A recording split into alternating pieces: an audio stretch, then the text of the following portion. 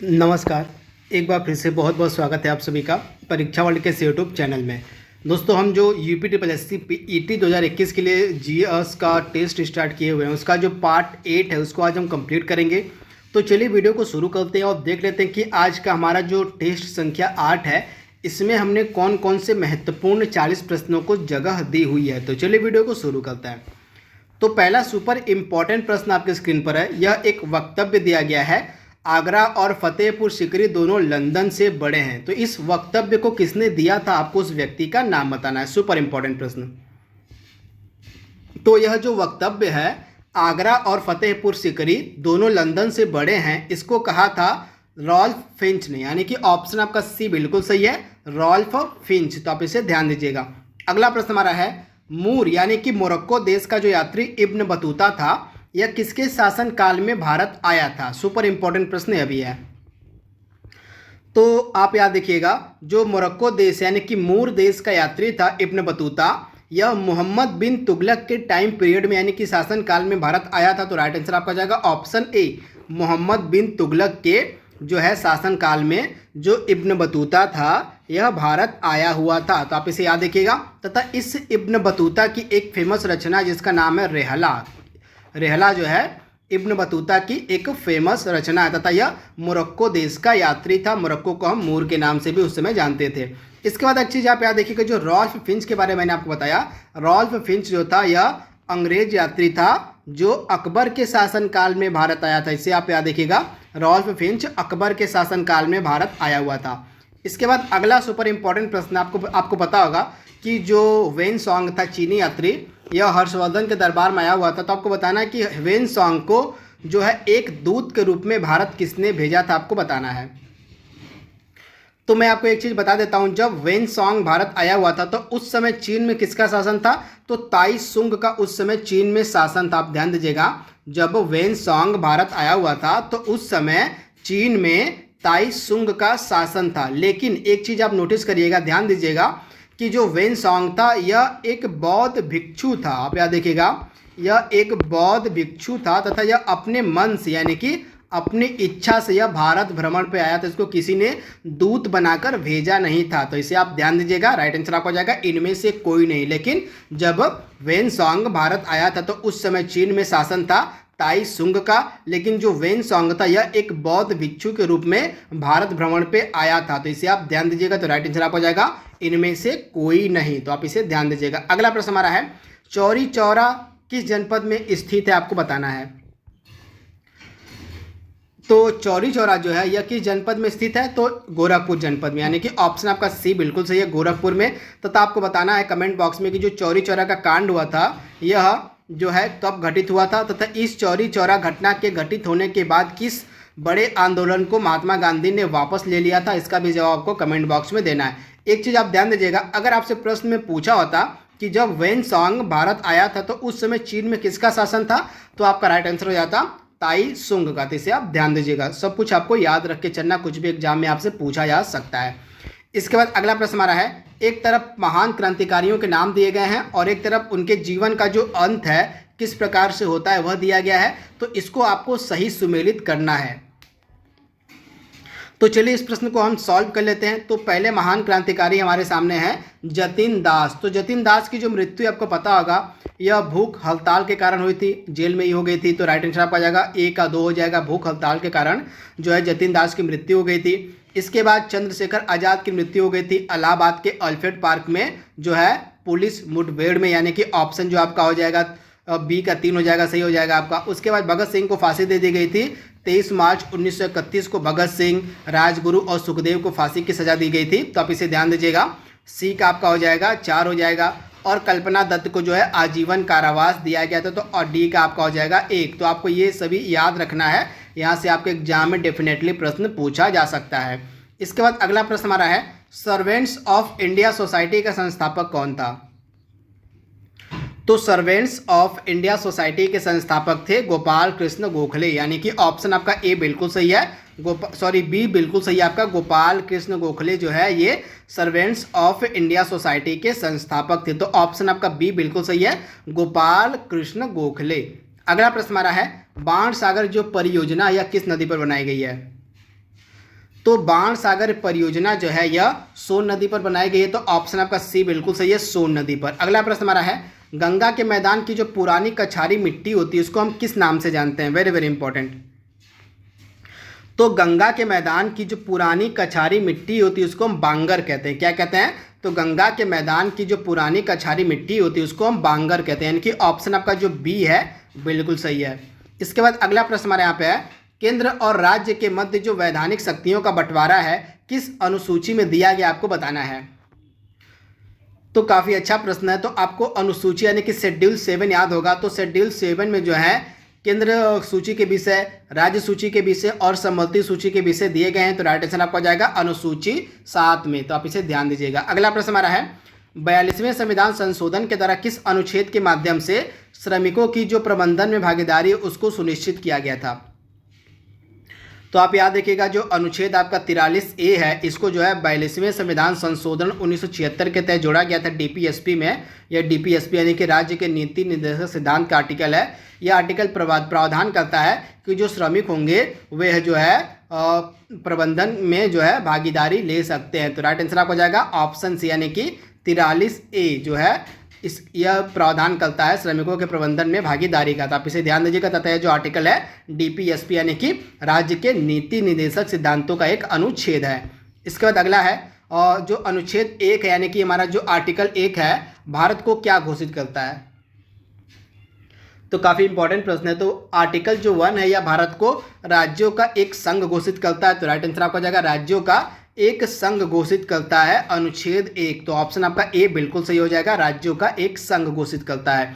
इसमें से आपको बताना है कि वायरस से कौन सी बीमारी नहीं होती, यानी कि विषाणु जनित, यानी कि वायरस से इसमें से कौन सी बीमारी नहीं होती है।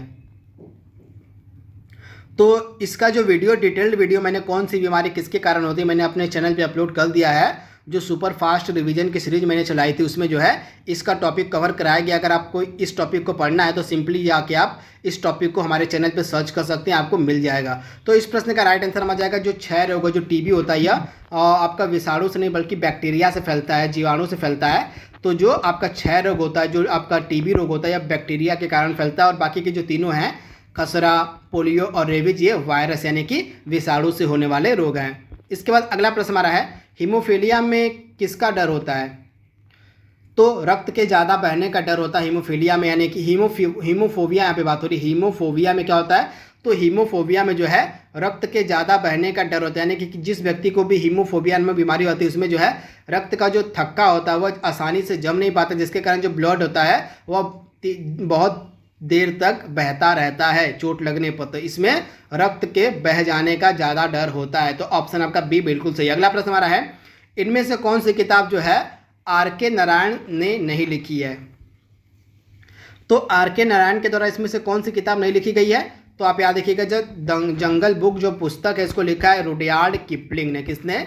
तो रुडयार्ड किपलिंग के द्वारा जो है यह फेमस बुक लिखी गई है, जंगल बुक। इसके अलावा आपका स्वामी एंड फ्रेंड्स, मालगुडी डेज और द गाइड, इन तीनों को लिखा है आपके आर.के. नारायण ने। तो बाकी ऑप्शन डी आपका था, यह आपका गलत दिया, मतलब सही दिया गया था। इस पुस्तक को लिखा है जंगल बुक को रुडयार्ड किपलिंग ने।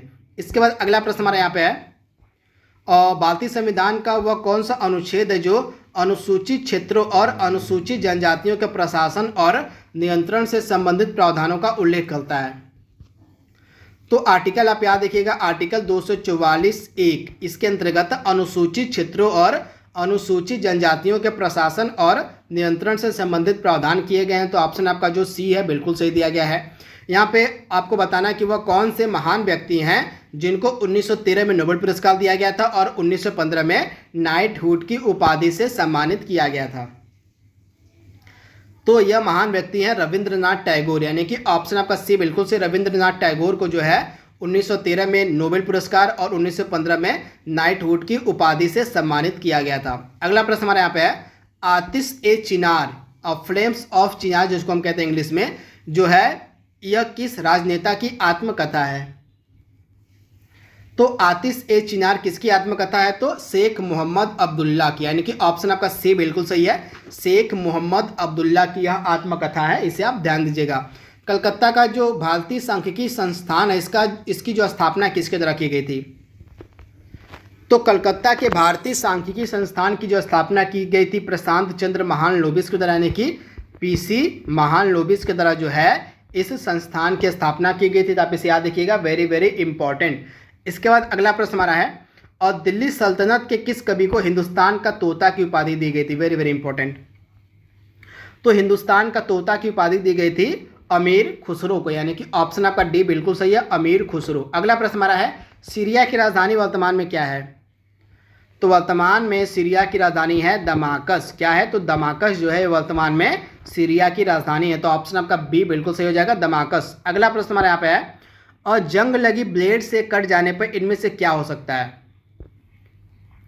तो जंग लगी ब्लेड से कट जाने पर इनमें से टिटनेस होने का खतरा रहता है। तो ऑप्शन आपका सी बिल्कुल सही है, टिटनेस। अगला प्रश्न हमारा है, मानव में कुल कितने रक्त समूह होते हैं?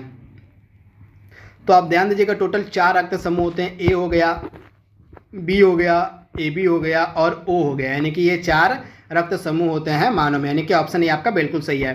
अगला प्रश्न हमारा है, यूएस यानी कि यूनाइटेड स्टेट ऑफ अमेरिका की राजधानी है वाशिंगटन डीसी। तो इसमें आपको डीसी का फुल फॉर्म बताना है। तो वाशिंगटन डीसी में डीसी का फुल फॉर्म होता है डिस्ट्रिक्ट ऑफ कोलंबिया, यानी कि ऑप्शन आपका सी बिल्कुल सही है, डिस्ट्रिक्ट ऑफ कोलंबिया डीसी का फुल फॉर्म होता है। इसमें से आपको बताएं कि जो चिल्का लेक है फेमस, या किस राज्य में स्थित है? तो चिल्का लेक आपको मिलेगी कहाँ पे? उड़ीसा में, यानी कि ऑप्शन आपका डी बिल्कुल सही है, उड़ीसा में आपको मिलेगी चिल्का लेक। अगला प्रश्न हमारा है, आयरन डोम जो है किस देश का एयर डिफेंस सिस्टम है? यह काफ़ी न्यूज में था इस समय, तो इसीलिए इस प्रश्न को सम्मिलित किया गया है। तो आयरन डोम जो है यह इजराइल का एयर डिफेंस सिस्टम है, यानी कि ऑप्शन आपका डी बिल्कुल सही है, इजराइल का। अगला प्रश्न हमारा है, इसमें से किस भारतीय क्रिकेटर को जो है भारत रत्न से सम्मानित किया जा चुका है? तो आप याद रखिएगा, सचिन तेंदुलकर को जो है 4 फरवरी 2014 को, कब? तो 4 फरवरी 2014 को सचिन तेंदुलकर को जो है भारत रत्न से सम्मानित किया जा चुका है। तो ऑप्शन आपका सी बिल्कुल सही है। इसके बाद अगला प्रश्न हमारे यहाँ पे दिया गया है, और आरटीपीसीआर में आपको आरटीपीसीआर का पूरा नाम बताना है यहाँ पे। तो आरटीपीसीआर का पूरा नाम क्या है? तो reverse transcription polymerase chain reaction, यानी कि ऑप्शन आपका ए बिल्कुल सही है। इसमें से आपको बताना है कि वर्तमान में कुल कितने हमारे यूनियन टेरिटरी हैं। तो वर्तमान में हमारे कुल कितने यूनियन टेरिटरी हैं? तो टोटल 8 केंद्र शासित प्रदेश यानी कि यूटी हैं वर्तमान में। तो ऑप्शन आपका जो सी है बिल्कुल सही हो जाएगा। वर्तमान में जो है 8 यूनियन टेरिटरी हैं हमारे देश में। तो आप इसे याद रखिएगा, तथा आपको कमेंट बॉक्स में बताना कि लेटेस्ट मैंने कि हाल ही में किस यूनियन टेरिटरी को मिलाकर, जो मतलब किस यूनियन टेरिटरी का जो है मिलाकर एक कर दिया गया था, मतलब दमन और दीव जो यूनियन टेरिटरी थी इसको किस में मिला दिया गया, आपको बताना है कमेंट बॉक्स में। इसके बाद अगला इंपॉर्टेंट प्रश्न हमारा है, और निम्नलिखित में से किस ग्रंथि को मास्टर्स ऑफ मास्टर ग्रंथि कहा जाता है? वेरी वेरी इंपॉर्टेंट प्रश्न को आपको बिल्कुल ध्यान से पढ़ना है। तो यहाँ पे मास्टर्स ऑफ मास्टर ग्रंथि की बात हो रही है, तो यहाँ पे राइट आंसर आपको हो जाएगा इनमें से कोई नहीं। तो इसका राइट आंसर क्या हो जाएगा? इनमें से कोई नहीं। तो यहाँ पे आप प्रश्न बनता है कि मास्टर्स ऑफ मास्टर ग्रंथि कहते किसे? तो हाइपोथैलेमस, आप याद देखिएगा, जो हाइपोथैलेमस ग्रंथि होती है, हाइपोथैलेमस जो ग्रंथि होती है इसको हम मास्टर्स ऑफ मास्टर ग्रंथि कहते हैं। वही अगर आपसे सिर्फ पूछा होता है एग्जाम में कि किस ग्रंथि को मास्टर ग्रंथि कहते हैं, तो आपका आंसर हो जाता पिट्यूटरी ग्रंथि। अगर सिर्फ आपसे पूछा होता कि किस ग्रंथि को मास्टर ग्रंथि कहते हैं, तो आपका आंसर हो जाता पिट्यूटरी ग्रंथि। लेकिन यहाँ पे आपसे पूछा हुआ है मास्टर्स ऑफ मास्टर ग्रंथि, तो आपका राइट आंसर हो जाएगा हाइपोथैलेमस ग्रंथि जो होती है इसको हम मास्टर्स ऑफ मास्टर ग्रंथि कहते हैं। तो इसे आप याद रखिएगा। इसमें से आपको बताना कि वह कौन सा प्रोटीन है जो रुधिर को वाहिनियों में जमने से रोकता है। तो इसमें से एक प्रोटीन है हिप्पेरिन। हिप्पेरिन जो प्रोटीन होता है यह प्रोटीन को वाहिनियों में जमने, मतलब हिप्पेरिन जो है यह एक प्रोटीन होता है जो रुधिर को वाहिनियों में जमने से रोकता है, यानी कि ऑप्शन आपका सी बिल्कुल सही है। जो हिप्पेरिन प्रोटीन होता है यह जो है नसों में जो है खून को जमने से रोकता है। तो इसे आप ध्यान दीजिएगा। अगला प्रश्न हमारा है, भारतीय संविधान का कौन सा अनुच्छेद वासुदेव कुटुंबकम की भावना से प्रेरित है?